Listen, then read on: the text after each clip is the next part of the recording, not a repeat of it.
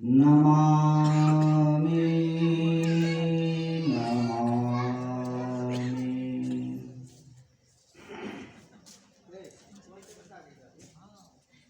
सत्संग सभा में उपस्थित मंच विराजित पूज्य पाद साधु समाज एवं आप पूज्य पाद गुरुजन पूर्वजन परिजन सज्जन परम आदरणीय माताओं एवं देवियों, आप सबों के चरणों में बारंबार अनेक बार दंड प्रणाम। बड़ी खुशी की बात है, हम लोग आज पिछले कई दिनों से यह ध्यान साधना शिविर में भाग लेते हुए आ रहे हैं। दुनिया में सबसे प्रमुख यज्ञ यही है, ध्यान योग यज्ञ। हमारे गुरु महाराज कभी ऊंचे मंच से बोले थे कि हमारे जीवन में एक ऐसा दिन था कि पहनने के लिए एक धोती के सिवा कुछ नहीं था। जब स्नान करना होता था तो गांव से बाहर जाकर के स्नान करते थे। जब तक धोती सूख नहीं जाती थी तो हम किसी वृक्ष के आड़ में छिपे रहते थे। और इतना ही नहीं, खाने के लिए अन्न नहीं था, रहने के लिए घर नहीं था, समाज में कोई प्रतिष्ठा नहीं थी। जब हम अस्वस्थ हो जाते थे तो रोग मुक्त होने के लिए औषध नहीं मिलती थी। लेकिन आज हमारे जीवन में कोई चीज़ की कमी नहीं रह गई है। अगर हम नित्य चाहें, नवीन वस्त्र धारण करना चाहें तो मेरे लिए संभव है। और मेरे नाम पर जितना अन्न इकट्ठा होता है, हजारों हजार लोग खाते हैं। रहने के लिए भी मेरे नाम पर इतना घर बने हैं कि अगर हम चाहें नित्य नवीन घर में रहने के लिए यह भी संभव है। अगर आज थोड़ा सा स्वास्थ्य गिर जाता है तो दर्जनों डॉक्टर वैद्य लोग इकट्ठे हो जाते हैं। इसका कमाल क्या है? गुरु महाराज ने कहा, मैंने जीवन प्रयत्न दो ही काम किए हैं, सत्संग और ध्यान। जो सत्संग और ध्यान करते हैं उनके जीवन में कोई कमी नहीं रह जाती, ऐसा संत महापुरुष लोग कहते हैं।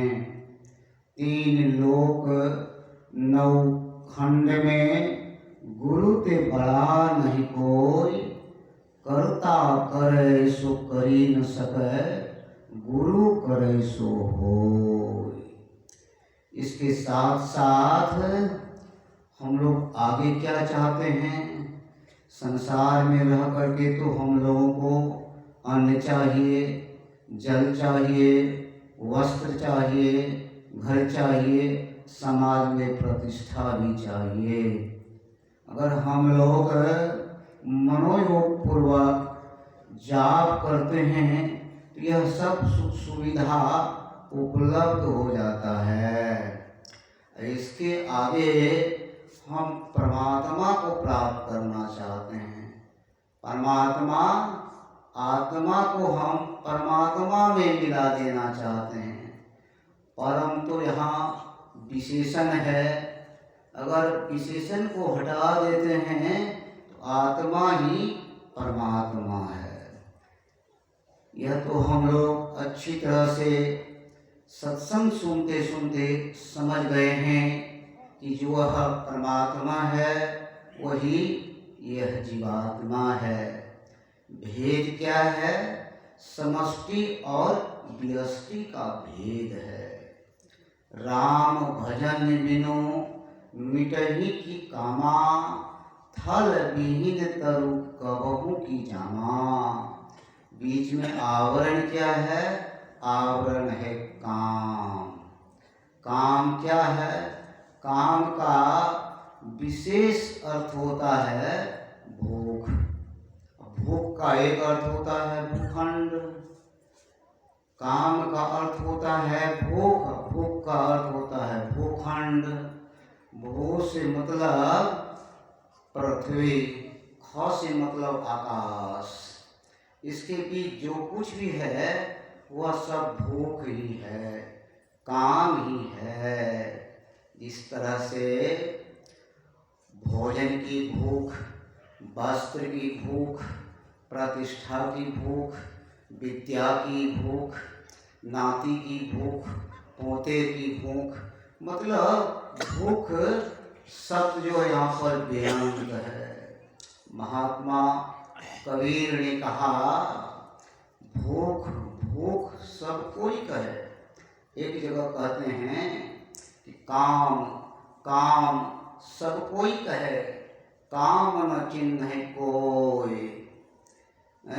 जेती लहर समुद्र की, तेती मन की दौड़। आदि आदि इसी को मिटा लेना ही मुक्ति है। भोगे इच्छा मात्र को, बंधनस त्यागो मोक्ष उच्यते। यह भोगने की जो इच्छा है यही है बंधन। इसको काटना है तो कैसे काटेंगे, कहाँ चलकर काटेंगे?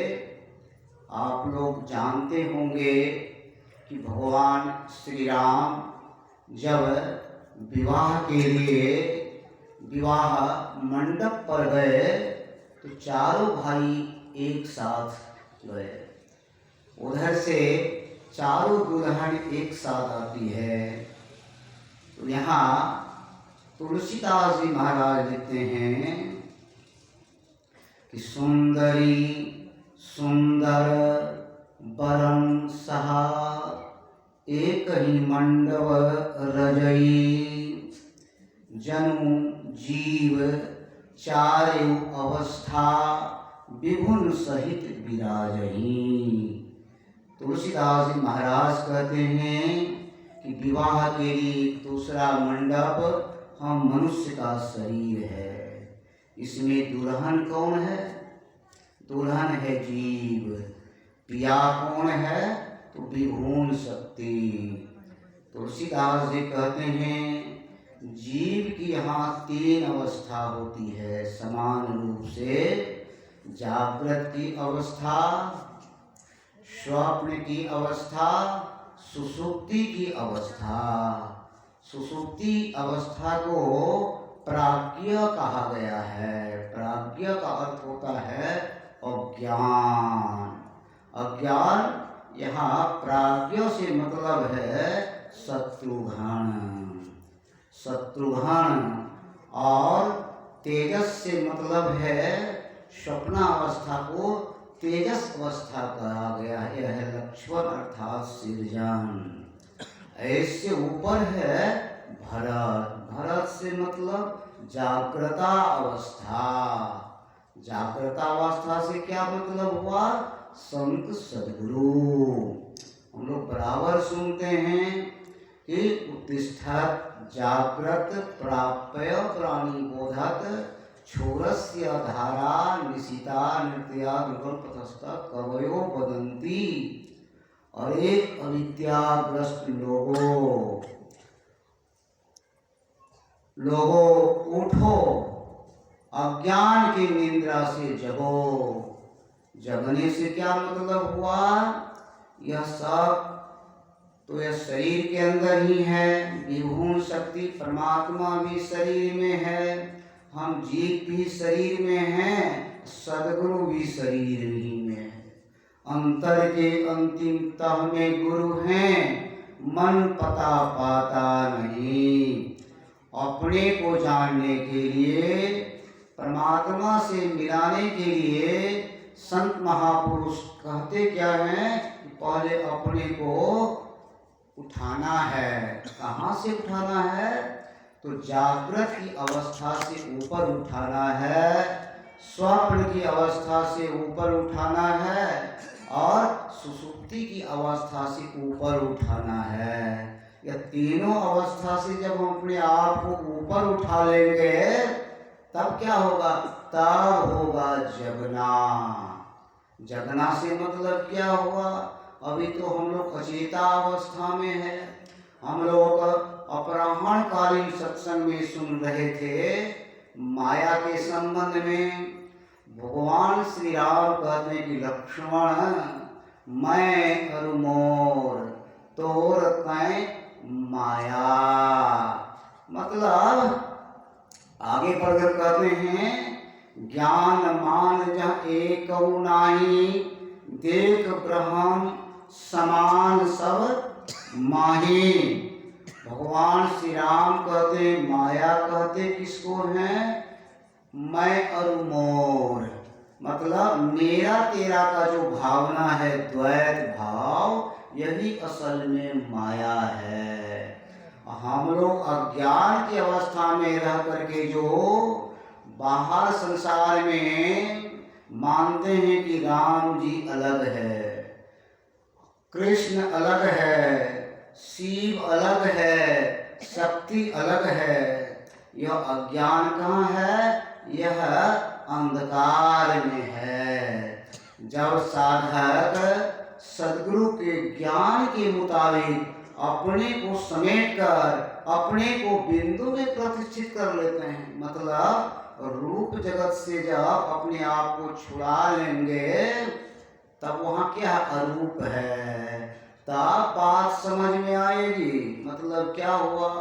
यह संसार जो है रूपात्मक संसार, यह संसार का बीज तो बिंदु है, रूप संसार का बीज बिंदु है, अरूप संसार का बीज नाद है।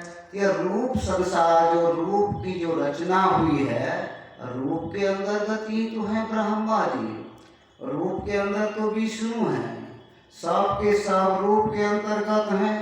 लेकिन सृजन कहाँ से है? सृजन है बिंदु से। बिंदु जब अपने को समेट कर हम बिंदु में पहुंच जाएंगे, रूप जगत छूट जाएगा, वहाँ सब एक ही एक है। वहीं अपने आप को पहुंचाने के लिए यह मानस जप, मानस ध्यान, दृष्टि साधन की क्रिया संत सद्गुरु बतलाते हैं। अगर हम सद्गुरु को इस बीज से निकाल देते हैं तो हम अपने आप में शून्य हो जाएंगे। आप लोग जानते होंगे, एक बार गोरखनाथ देव जी महाराज संत कबीर साहब के पास आते हैं। आकर पूछते हैं कि कबीरा कब के भये बैरागी। महात्मा कबीर कहते हैं कि धुंध मई का मेला नहीं गुरु नहीं चेला, सकल पसारा यही दिन नहीं, जाहि दिन पुरुष अकेला।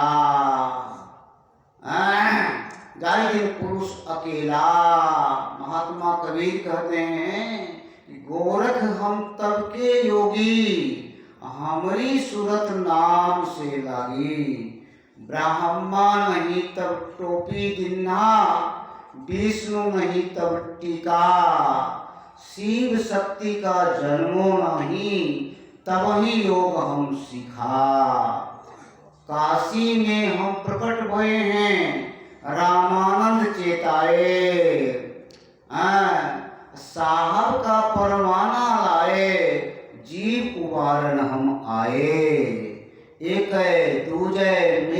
करी हैं जाकी भक्ति कुतंगा।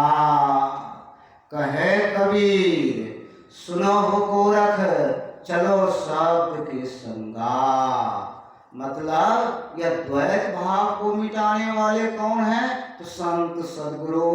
चलिए कहने और सुनने के लिए तो बहुत है, आप लोग बहुत सुनते आए हैं, सुनते ही रहते हैं, हम लोग भी सुनते हैं।